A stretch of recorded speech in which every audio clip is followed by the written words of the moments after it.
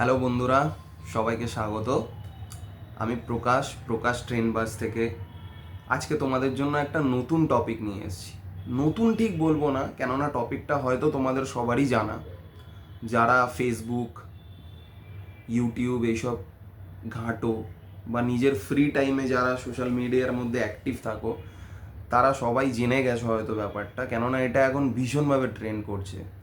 বিগত কয়েকদিন ধরে ফেসবুক ওপেন করলেই যেই খবরটা তোমাদের নিউজ ফিডে বারবার করে আসবে সেটা হলো ডিবাবি বিরিয়ানি কন্ট্রোভার্সি।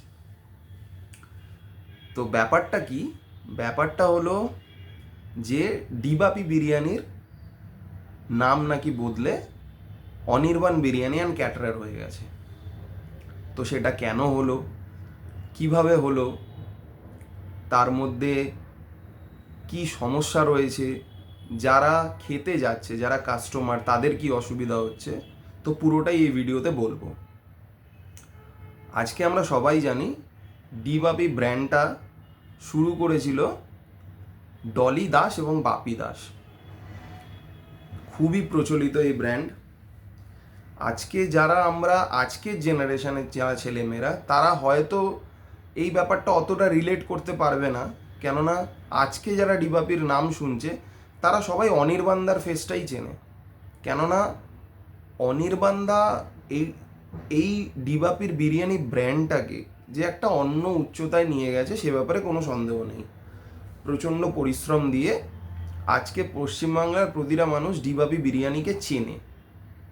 অনেক ইভেন্টে, অনেক জায়গায় বড় বড় ইভেন্টে অনির্বাণদা গেছে, নিজের বিরিয়ানিকে প্রমোট করেছে, মানুষদের খাইয়েছে আর ভালোবাসাও পেয়েছে। কেননা ডিবাপি বিরিয়ানি সবসময় কোয়ালিটি মেনটেন করে। তাদের ইনগ্রিডিয়েন্টস, খাবারের কোয়ালিটি, অ্যাম্বিয়েন্স সবই মানুষের পছন্দ হয়। কিন্তু অ্যাকচুয়ালি ডিবাপি ব্র্যান্ডটা শুরু করেছিলেন ডলি দাস এবং বাপি দাস। এই ডলি দাস এবং বাপি দাস হলো অনির্বাণদার বাবা মা। তো আজকে কি এমন হলো যেখানে দাঁড়িয়ে অনির্বাণদাকে নতুন করে সেই ডিবাপি ব্র্যান্ড থেকে সরে গিয়ে নিজের নাম দিয়ে ব্র্যান্ড তৈরি করে আজকে এগোতে হচ্ছে? এই নিয়ে দুপক্ষের মধ্যেই, দুপক্ষ বলতে এখানে আমি অনির্বাণদাকে একদিকে রাখবো আর একদিকে ওনার বাবা মাকে রাখবো, ওনার প্যারেন্টস। দুপক্ষই দু রকমভাবে কথা বলছেন, দুজন দুজনকে দোষারোপ করছেন। অনির্বাণদা একটু আবেগপ্রবণ হয়ে বলছেন যে আমি এত বছর ধরে ব্র্যান্ডটা চালালাম, আমি যেই মূল্যটা পাওয়ার কথা সেই মূল্যটা কোনোদিন পাইনি, আজকে এই পরিস্থিতি তাকে দেখতে হলো। উল্টো দিকে ডিবাপির অফিসিয়াল পেজ থেকে ডলিদি এবং বাপিদা ওনারাও ক্লেম করছেন যে তাদের যে প্রিন্সিপাল, ব্যবসার যে প্রিন্সিপাল, সেটা ভঙ্গ করা হয়েছে। বিরিয়ানির আলু নাকি 5 টাকা দিয়ে বিক্রি করা হচ্ছে, প্লাস বিভিন্ন আরও অভিযোগ, প্রতি অভিযোগ উঠে আসছে। যেমন লোগো নাকি নিজের নামে করে নেওয়ার চেষ্টা করেছে অনির্বাণদা। আমরা রিসেন্টলি বিভিন্ন ইউটিউবারের ব্লগে আমরা এইসব জিনিস দেখতে পাচ্ছি। তো সমস্যাটা যেটা হচ্ছে সেটা হচ্ছে একটাই পরিবার, একই সাম্রাজ্য ছিল বিরিয়ানির, সেখান থেকে আজকে সেই পরিবার ভেঙে গিয়ে দুটো ব্র্যান্ড হচ্ছে। কিন্তু সমস্যাটা অন্য জায়গায়।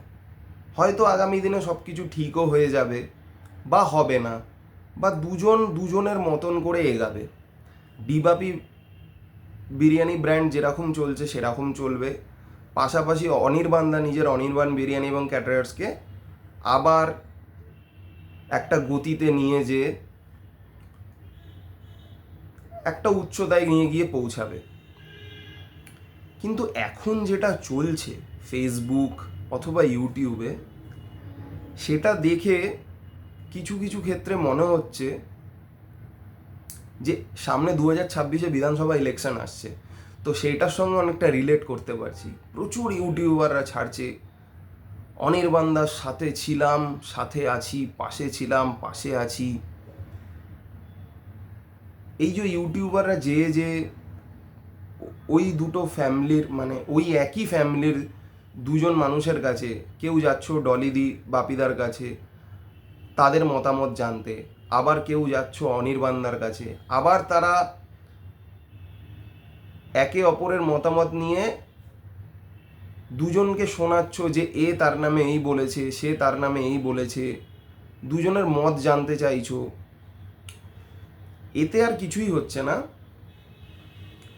ব্র্যান্ডের তো একটা নাম খারাপ হচ্ছেই, তার সাথে সাথে যে একটা ক্ষীণ আশা থাকে না, যে পরবর্তীকালে গিয়ে সব কিছু ঠিক হয়ে যাওয়ার, এই কন্ট্রোভার্সিটা যত বাড়ছে তত সেই আশাটাও আরও ক্ষীণ হয়ে যাচ্ছে।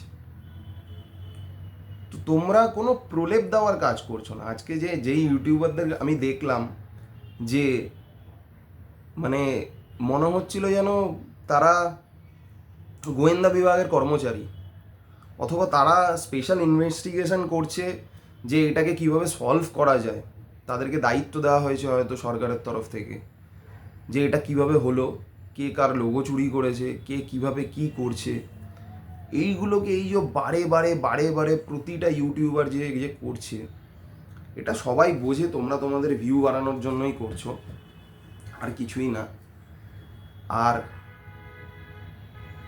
ওই যে বলছে যে আমি পাশে আছি, মনে হচ্ছিল যেন এরকম সরকারের স্লোগানগুলো, যে দিদি দাদা তুমি এগিয়ে চলো, আমরা তোমার পাশে আছি, ঠিক ওই রকম শুনতে লাগছিল। আমি ভাবছিলাম, আমি ওয়েট করছিলাম, আমি একজনের বিরাট ভক্ত ইউটিউবে, সেটা হলো আকাশ দা, যাকে তোমরা বস্তির ছেলে পচা নামে চেনো।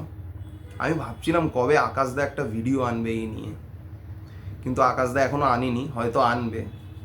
বাট আমি যেটা বলতে চাই, যে তোমরা যেই জিনিসটা করছো না, ফুড ব্লগার, তাহলে আর নিজেদেরকে বলো না ফুড ব্লগার। মানে তোমরা কোথাও খেতে যাচ্ছ, ভালো খাবারের খোঁজ দিচ্ছ, নতুন কোনো জায়গার খোঁজ দিচ্ছ যেখানে গিয়ে মানুষ খেতে পারবে, তোমরা যাও সেই জায়গায় গিয়ে খাবারের রিভিউ দাও, সেখানকার যারা অফিসিয়ালস আছে তাদের ব্যবহার কীরকম, অ্যাম্বিয়েন্স কীরকম, সেই রিভিউ দাও।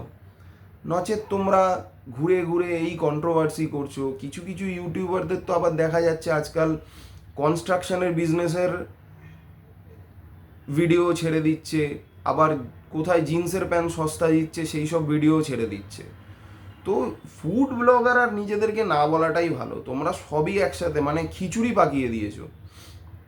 আজকে যখন বাইরে থেকে কোনো ইউটিউবাররা বা বাইরের কোনো মানুষ যদি কলকাতায় আসে, তারা যদি কাকে ফলো আপ করবে? যখন ভিডিও চালাবে দেখবে উল্টো পাল্টা ভিডিও, মানে ভিডিওর কোনো মানেই হয় না।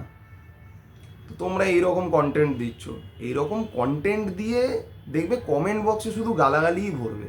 হ্যাঁ, তোমাদের ভিউ বাড়বে, ব্যাংকে টাকা ঢুকবে, টাকা তো মানুষ অনেক রকম কাজ করে কামায়, কিন্তু সম্মানটা মেন আমার মনে হয়। তো সেইটা রাখতে পারলে বেশি ভালো।